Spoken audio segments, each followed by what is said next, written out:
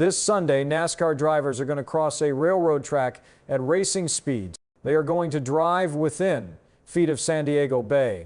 They are going to navigate blind corners that no one minus not a single driver, not a single spotter, not a single engineer minus has ever seen in a race car before. And somewhere on this circuit, right next to where the cars will be turning, 2 aircraft carriers are docked. This is Naval Base Coronado, and this Sunday it becomes a NASCAR racetrack. The spotter sees everything, and this week everything worth watching is happening in San Diego, California. On Sunday, June 21st, minus Father's Day, minus NASCAR will make history. For the first time ever, a NASCAR Cup Series race will be held on an active United States military installation. The Anduril 250 at Qualcomm Circuit, Naval Base Coronado. 75 laps, 255 miles, 16 turns, 3.4 miles per lap, and 0 previous race data for any team, any driver, or any spotter in the entire garage. This is the most unknown race on the 2026 NASCAR schedule, and I am going to tell you everything you need to know before the green flag drops on Sunday.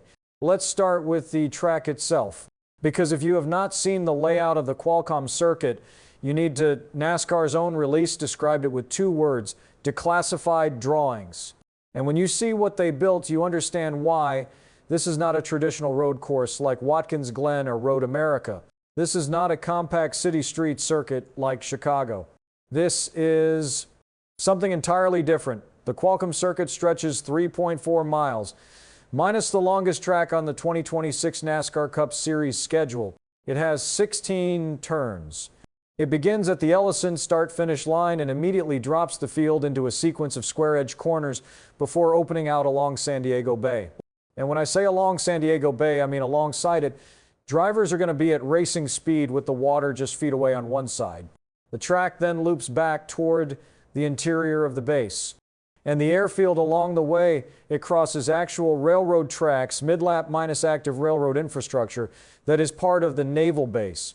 It passes Carrier Corner minus named because it sits directly beside the docking location of 2 United States Navy aircraft carriers. Think about that for a second. A NASCAR stock car traveling at 150 miles per hour, passing within visual distance of a United States Navy aircraft carrier. That does not happen anywhere else on the schedule. The back half of the circuit runs along Runway Road, minus named because it hugs runway 1836 at Halsey Field, the base's active air operations runway. The track blends tight 90-degree corners with long, fast blasts. Some sections are wide enough for 2 cars side by side, others are not. Ryan Blaney, who has studied the circuit extensively in the simulator, described Turn 1 this way. Turn 1 is pretty high commit, high speed. Turn 2 is very downhill.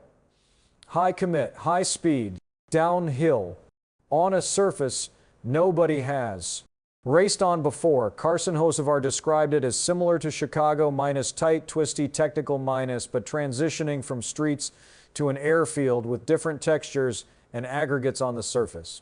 And here is the detail that nobody in the garage fully knows how to prepare for. Teams are requesting more spotters than ever before in NASCAR history.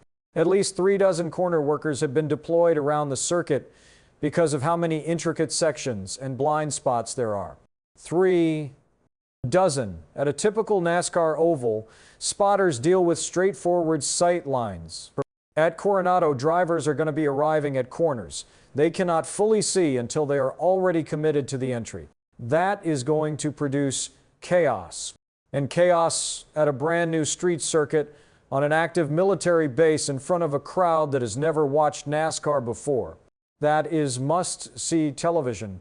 Now let's talk about the storylines that make Sunday's race matter beyond just the novelty of the venue, because there are 5 of them and every single one is legitimate. Storyline 1, Shane Van Gisbergen. SVG is the runaway favorite at Coronado, and it is not even close. He has won 6 of the last 7 road and street course races in the NASCAR Cup Series. In the one race he did not win during that stretch, he finished second. 6 wins and a second in 7 road course starts. Most drivers in the garage, minus when asked privately minus, are saying the same thing. SVG is going to be nearly impossible. To beat here, he is the defending Cup Series champion. He is a former GT World Challenge champion. He has more road racing experience than almost anyone on the grid. And he has never seen this track in a race car just like everyone else. But his ability to adapt to unknown circuits faster than other drivers is precisely what makes him so dangerous. If SVG wins Sunday, it will be his 7th road course win in 8 races. That is not a hot streak. That is dominance. Storyline 2, Denny Hamlin versus Tyler Reddick. At the start of last week, Reddick led Hamlin by 129 points. After Hamlin's hat trick at Pocono, that lead is now just 19 points. This is the closest the championship standings have been all season. And this is where it gets interesting, minus because road and street courses are historically a weakness for Denny Hamlin. Hamlin can win on ovals. He can win on intermediate tracks. He can win on short tracks. But street circuits and technical road courses have never been his strongest environment, which means Sunday at Coronado is a genuine opportunity for Tyler Reddick to rebuild his lead, or minus if Hamlin somehow finds a way to compete, minus a chance for the championship picture to get even tighter. Either way, we could be watching the points lead change hands for the first time all season on Sunday afternoon. Storyline 3, the wild cards. This race has 2 genuine wild card entries that could disrupt everything. First, Jimmie Johnson, the 7-time NASCAR Cup Series champion, retired since 2021, has entered the Anduril 250 as an open car. Johnson has experience in Formula E and IndyCar since his NASCAR retirement. Road circuit racing is not foreign to him.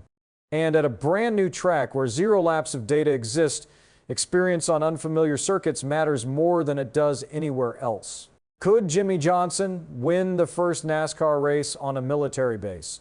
It is not as crazy as it sounds. Second, Kevin Magnussen, the former Formula One driver, is in the Trackhouse Racing Project 91 entry, minus the same program that brought Kimi Raikkonen and Helio Castroneves to NASCAR road courses in recent years. Magnussen has 178 Formula One race starts.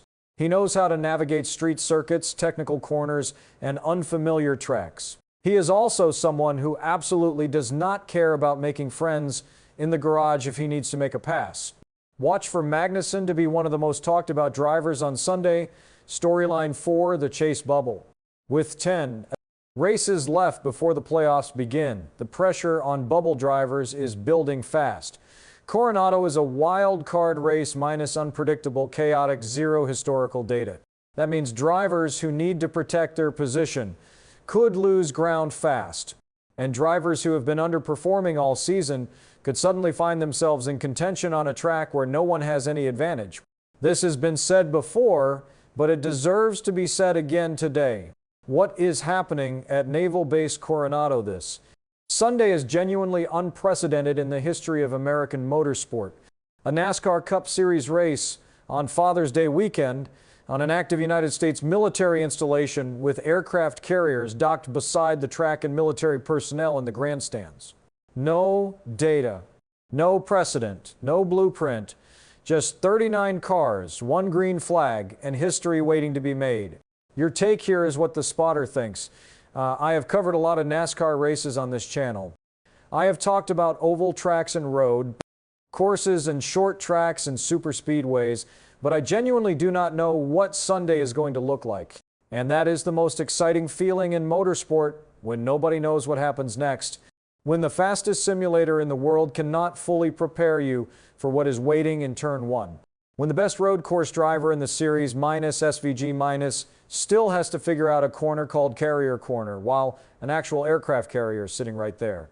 The Anduril 250 is either going to be the most chaotic, crash-filled street course race NASCAR has ever run, or it is going to be a masterclass by one driver who adapts faster than everyone else.